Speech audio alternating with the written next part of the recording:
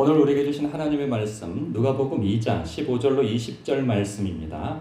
생명샘가 7월 9일 수요일 말씀 이루어진 일을 보자 함께 읽겠습니다.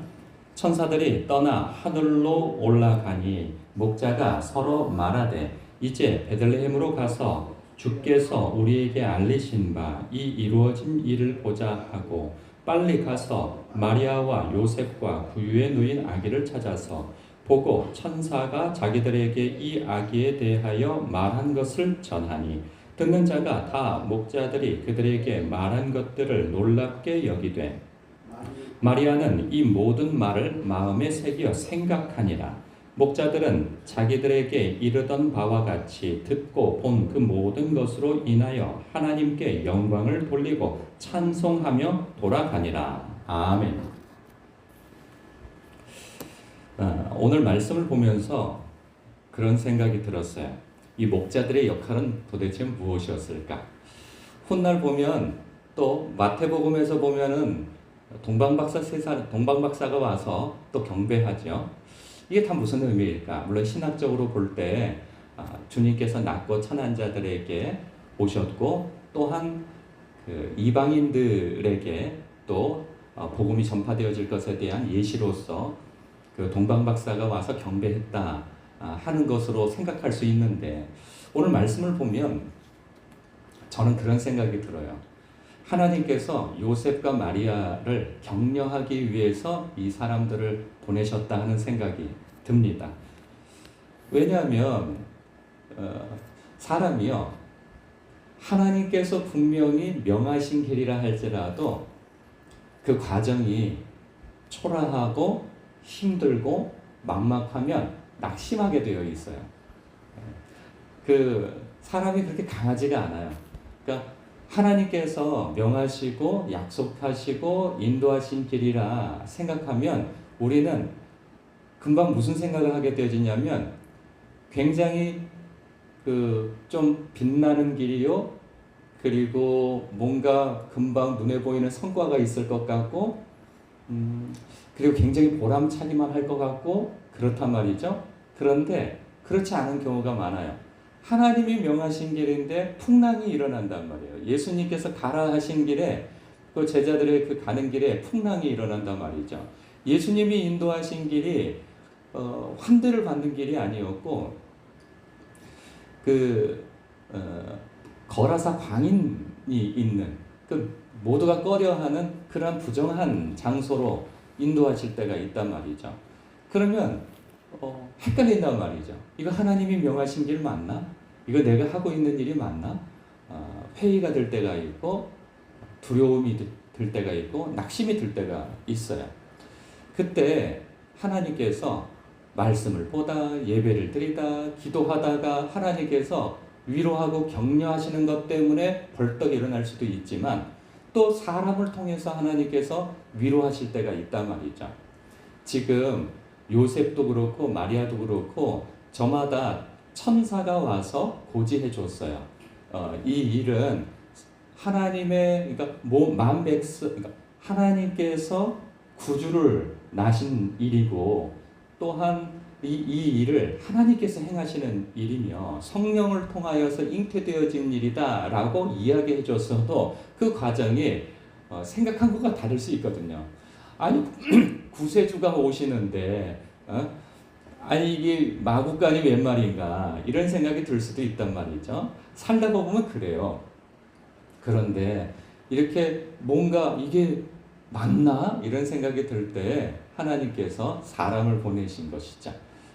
이 목동들의 역할이 가서 한 게 뭐냐면 자신들이 보고 들은 것을 이야기해 주거든요. 천사가 우리를 찾아왔다. 그리고 온 백성이 기뻐할 이 기쁨의 소식을 이 복음을 전하였고 구세주가 오셨고 이러면서 이 천사들이 천군과 천사들이 찬송을 하더라 하면은 이 공통 분모가 있잖아요. 마리아가 들은 얘기가 있고 요셉이 꿈속에서 천사를 통하여서 들은 말이 있단 말이죠.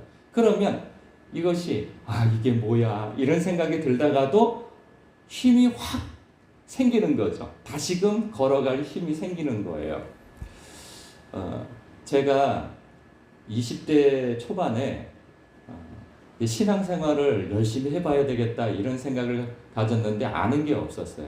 그래서 목사님 서재에 있었던 책 가운데 도대체 예수 믿는 사람들은 어떻게 사나 하다가 눈에 띄는 책 한 권이 있었어요. 그럼 뭐냐면 그 다 어렵게 보이는데 슈바이처의 생애에 대한 책이 있더라고요. 여러 책이 있었는데 몇 권의 책을 골랐어요. 그 가운데 이 슈바이처 책을 읽은 적이 있어요.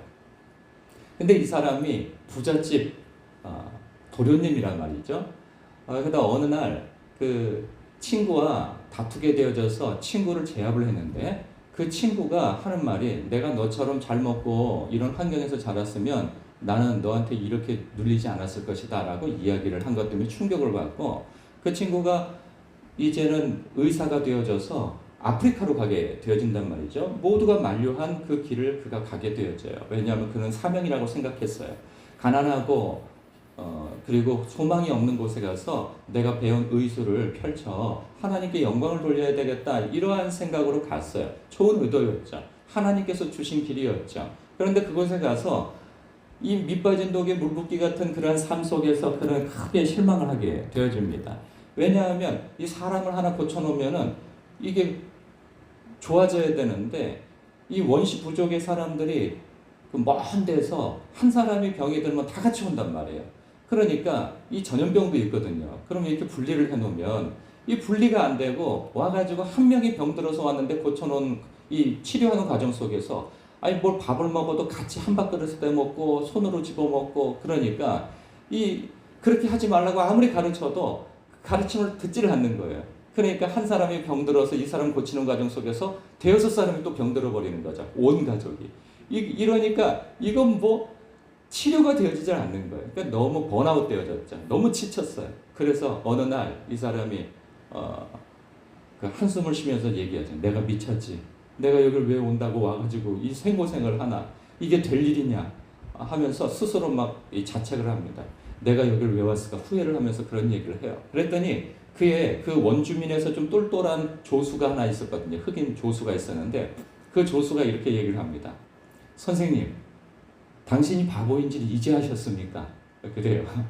그러니까 아니 뭐라고? 화나잖아요. 자기가 스스로에 대해서 한다면 뭐 그럴 수 있는데 아니 배은망덕하게 조수가 그리고 내가 너를 아껴서 너가 너를 이렇게 내 제자로 삼아서 이렇게 너를 키우고 있는데 한다는 소리가 당신이 바보인지 이제 알았냐고 그러는 거예요. 그래서 화가 확 나가지고 얘기 좀 뭐라 그랬어?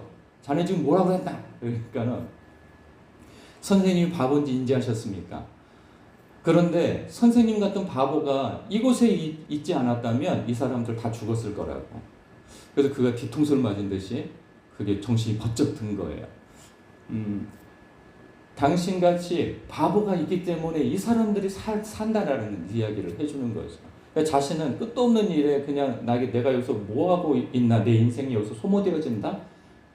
라고 생각을 하고 있었는데 그가 한 얘기에 그가 힘을 얻게 되어지죠. 우리가 살다 보면 그런 일들이 있어요. 아, 내가 지금 뭘 하고 있나? 이런 생각이 들 때가 있어요. 그럴 때 누군가 와서 격려 한마디, 위로 한마디, 힘을 주는 한마디, 그것이 주님께서 주시는 어떤 영감 가운데에서 해주는 말일 수도 있고 무심코 던진 말일 수도 있단 말이죠. 그런데 그 말을 통하여서 힘을 얻을 때가 있단 말이죠. 우리가 목동과 같은 역할을 하면 참 좋겠다는 생각이 듭니다. 우리 주변에 주님께서 명하신 길을 감에도 불구하고 힘이 빠지는 때가 있어요. 그리고 낙심되어질 때가 있고 그러한 사람들에게 잘 가고 있다고 그리고 위로의 말을 한마디 해주고 하다못해 밥 한번 사주고 아니면 하여간 뭐 있잖아요. 주님께서 주시는 그 명령, 그 감동 그것을 목동들은 가서 한 일이 자신들이 보고 들은 것을 전해준 것 뿐이에요. 뭐 다른 거 한 거 아니에요. 그랬더니 19절에 마리아는 이 모든 말을 마음에 새기어 생각하니라.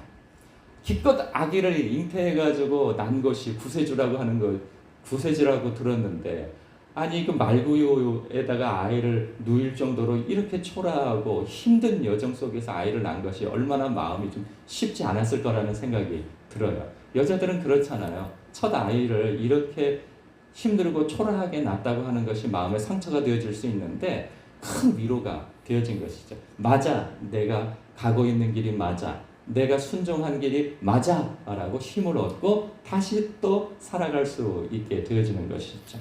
오늘 하루 동안 여러분이 입을 벌려 사람들하고 이야기를 하는 그것이 누군가를 흉보고 깎아내리고 뒷담화하고 하는 말이 아니라 누군가를 세워주고 격려하고 위로하고 힘을 얻게 하는 그런 말의 통로자가 되어지시길 주님의 이름으로 축복합니다. 기도하겠습니다.